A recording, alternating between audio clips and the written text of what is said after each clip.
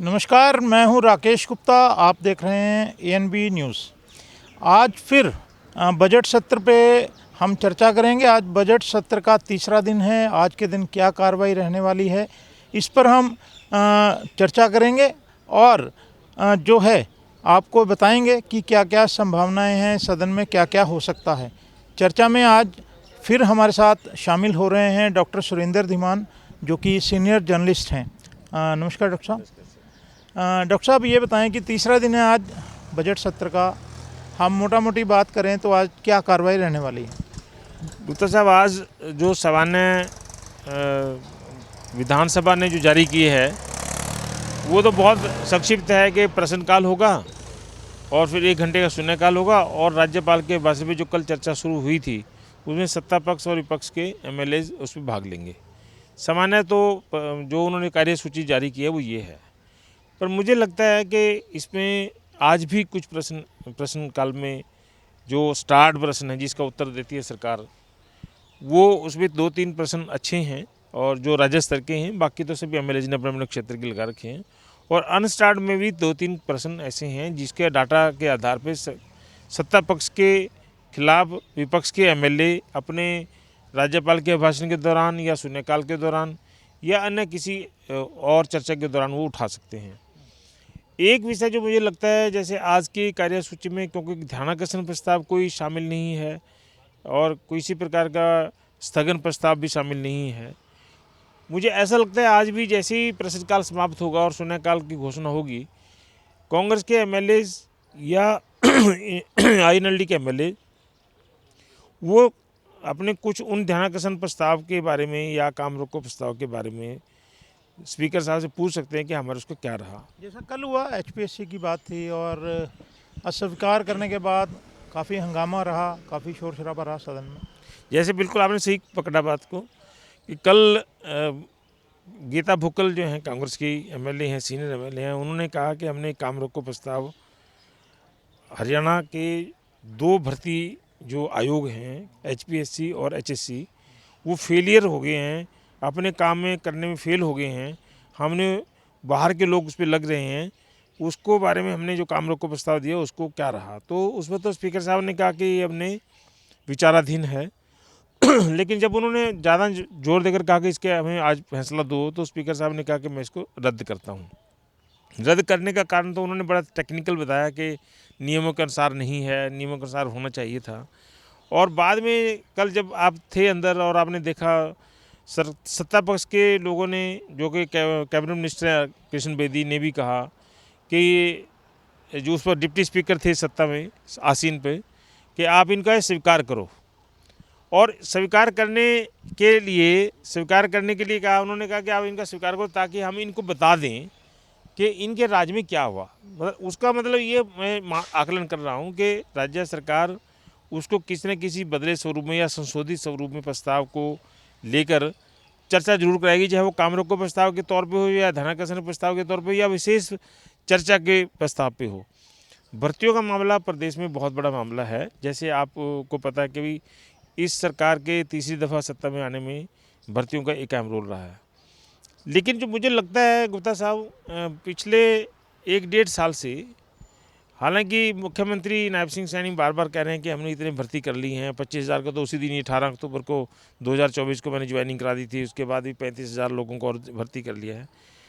लेकिन मैं मानता हूं कि जो सीईटी लागू हुआ था इस सरकार में, जो मुख्य भर्ती से पहले की कॉमन एलिजिबिलिटी टेस्ट रखा, उसके बाद की ग्रुप सी की जो भर्तियाँ हुई हैं उनमें वेटिंग लिस्ट जारी नहीं हुई है। ये एक बड़ा विषय चल रहा है और उसमें प्रावधान सरकार ने कर रखा है। एचसीएससी के जो भर्ती नियम हैं हाई कोर्ट के आदेश पे बनाए गए थे, उसमें भी, सीईटी की पॉलिसीज़ में भी और हरियाणा के सरकार के निर्देशों में भी वेटिंग लिस्ट का प्रावधान है। तो इसके आधार के साथ साथ जो एचपीएससी में जो जनरल कैटेगरी के जो हमारी जनरल है जिसमें कोई भी लोग आ सकते हैं, उसमें हरियाणा से बाहर के जो लोग लग रहे हैं, इसको एक बड़ा विषय कांग्रेस ने और आईएनएलडी बनाया हुआ है। तो ये एक विषय चर्चा का रहा है। सरकार मुझे लगता है इस पर चर्चा करवाएगी, आज नहीं तो कल, 1-2-4 दिन में, क्योंकि लंबा सेशन चलना है, इस पर चर्चा जरूर होगी।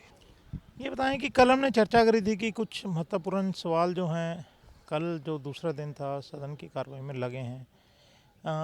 तो एक दो सवाल के बारे में बताएं कि जिसका जवाब सरकार की तरफ से सदन में आया हो। गुप्ता साहब, जैसे कल आपके जो चैनल के दर्शक हैं उनको ये उत्सुकता रही होगी कि कल जो सवाल महत्वपूर्ण आपने चर्चा के दौरान बताए थे कि ये सवाल आएंगे, तो उनको ये उत्तर जानने का भी उनको एक रहेगा कि उनका अल्टीमेटली सरकार ने क्या दिया। एक विषय बार बार कांग्रेस की तरफ से उठाया जाता है कि वोट चोरी, और अब वोट चोरी का विषय को उन्होंने तब्दील कर दिया है कि राशन कार्डों के आधार पर कि इतने राशन कार्ड बना दिए थे, इतने राशन कार्ड कट गए हैं। कल एक डाटा महत्वपूर्ण जो डाटा है वो बीपीएल कार्ड का आया है।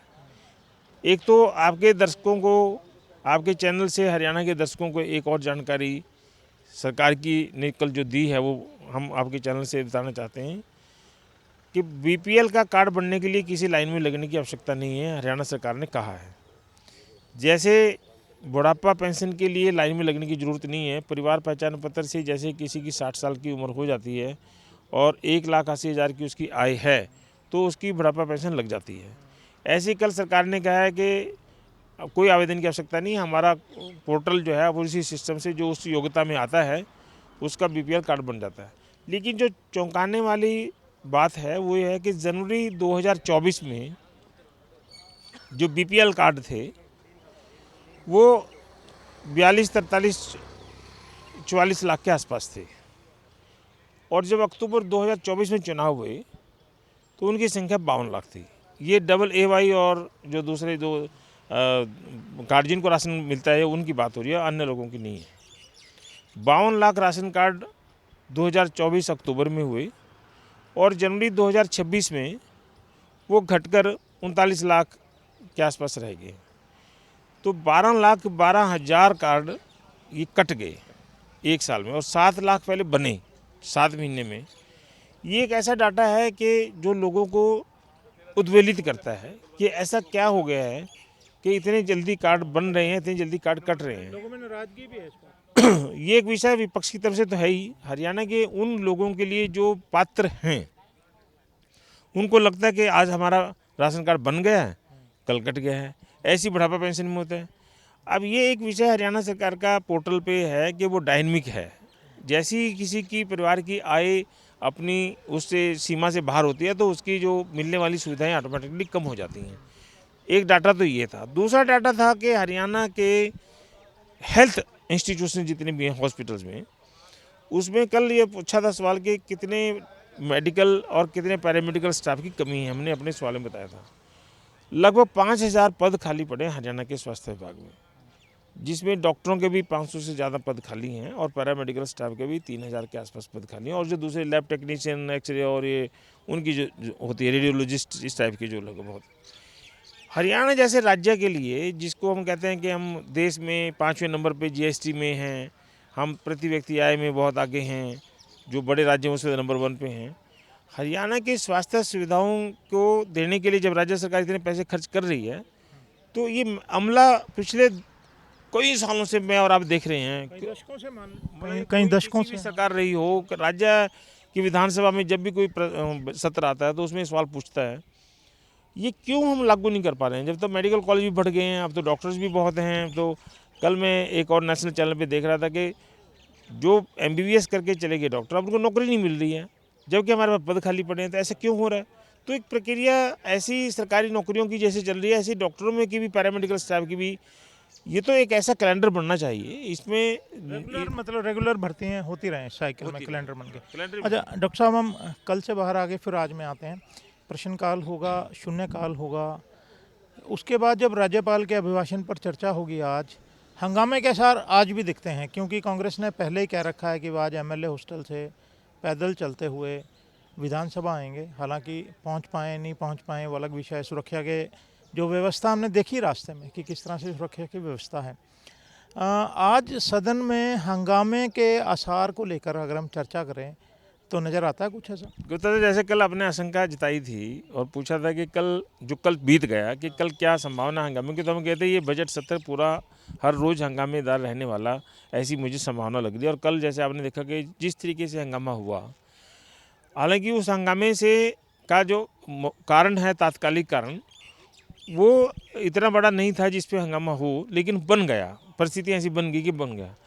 आज तो इतना ज़्यादा संभावना है हंगामे की कि पहले ही बाहर, सदन के बाहर ही, जैसे आप बता रहे हैं कि कांग्रेस के एमएलए जब जाएंगे, क्योंकि विधायकों को विधानसभा में जाने का अनुमति है, तो वो जा तो सकते हैं। उन अन्य लोगों को शायद पुलिस रोक ले या कोई और व्यवस्था रोक ले, सरकारी व्यवस्था। लेकिन जिन विषयों पे वो आज बाहर, सदन के बाहर प्रदर्शन कर रहे हैं, सदन के अंदर भी उन्हीं विषयों पे प्रदर्शन करेंगे, चर्चा करेंगे।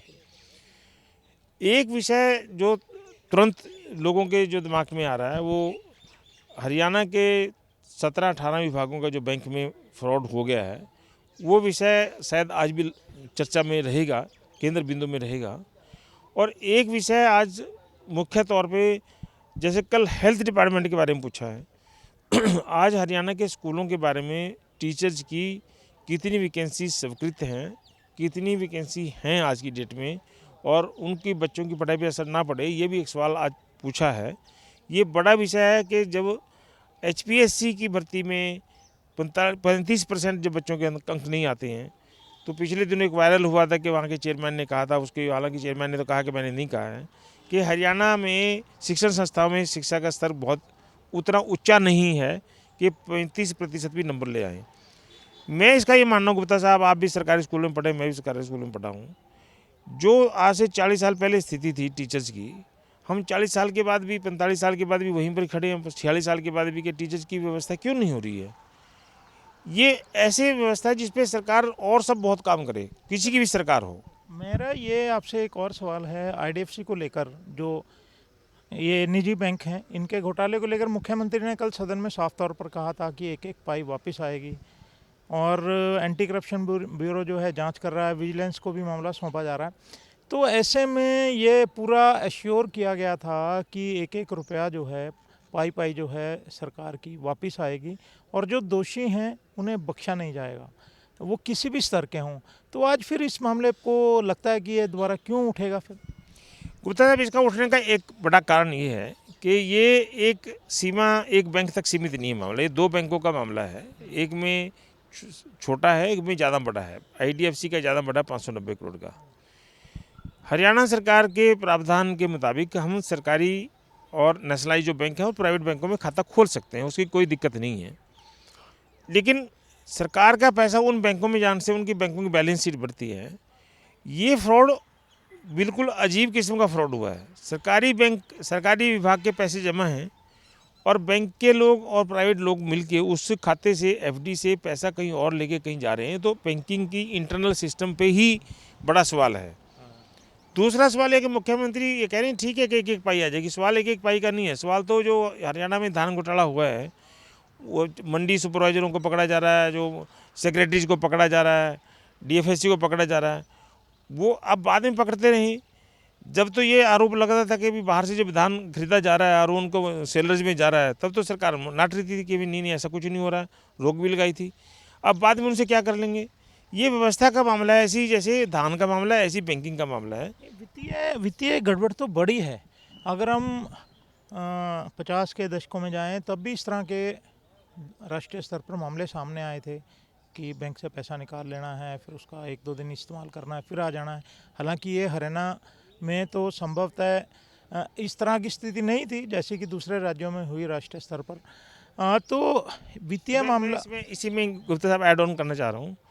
हरियाणा शहरी विकास प्राधिकरण के 70 करोड़ रुपए में तो एक XMLA जेल में काट के आए, और उसके साथ के 3 लोग थे जो HSPP के कर्मचारी रहे थे। वो अभी देखो, इतनी बड़ी ये मतलब सरकार के संस्थाओं को पता ही नहीं लगता, इतने इतने करोड़ रुपए ऐसे ही चले जाते हैं। ऐसे मतलब क्या मॉनिटरिंग है ये। हरियाणा सरकार को अब अपनी मॉनिटरिंग बढ़ानी चाहिए। और जैसे एक बार हरियाणा के एक वित्त सचिव ने फैसला किया था कि ये जो सरकार का पैसा जो है, ये सरकार के एक जगह पूल में रहे, वहाँ से जाए जहाँ भी जाना है। ये क्या है, डिपार्टमेंट पैसा ले लेते हैं, बजट से पैसा ले लेते हैं और बैंकों में जमा करा देते हैं। ये क्या मतलब है। इसका तो एक व्यवस्था और बननी चाहिए। तो मुझे ऐसा लगता है आज इसमें हंगामा तो शायद ना हो, पर सवाल तो पूछा ही जाएगा सत्ता पक्ष से, विपक्ष की तरफ से, कि ऐसा क्यों हुआ, कौन जिम्मेदार है। और अभी तक मुख्यमंत्री ने जो जानकारी दी है, नायब सिंह सैनी ने, उसमें कहा गया है कि हाई लेवल की कमेटी भी हमने गठित कर दी, वो जांच कर रही है। ACB ने मुकदमा दर्ज कर लिया है। मैं इससे आगे बढ़ के बात कर रहा हूँ। कि ये पैसा कैसे जमा हुआ। बजट से जब मैं पैसा लेता हूँ आपसे, आप सरकार हैं, मैं अफसर हूँ, मैं पैसा ले रहा हूँ, मैं पैसा खर्च कर क्यों ना रहा हूँ, और अगर मेरा पैसा खर्च नहीं हुआ तो मैं वापस खजाने में डालूँ। ये एक व्यवस्था सुधारनी पड़ेगी, बदलनी पड़ेगी कि फ्रॉड सरकार के विभाग से पैसा, सरकारी विभागों के पैसे से फ्रॉड हो जाए। ये तो बड़ी विचित्र स्थिति है। हाँ, खैर अभी एसीबी को, विजिलेंस को जांच करनी है। सारे ये जो पहलू आपने भी तहकीकात में आना ही है कि आखिर क्यों नहीं हुआ। आज अपन अपनी चर्चा को यहीं विराम देते हैं और फिर आए दिनों की भांति कल फिर मिलते हैं संभावनाएं जताने के लिए। और आज जो हमने मेजर इश्यूज उठाए हैं, जो सवाल उठाए हैं, उनकी भी चर्चा करेंगे, उनको भी टच करेंगे कि सरकार ने उस पर क्या जवाब दिया। शुक्रिया। तो आज की जो चर्चा है यहीं विराम करते हैं। चर्चा को विराम करने से पहले मैं अपने कैमरा पर्सन रिजवान का भी शुक्रिया अदा करूंगा कि इस सारे कार्यक्रम को पूरा करने में उसका भी योगदान है।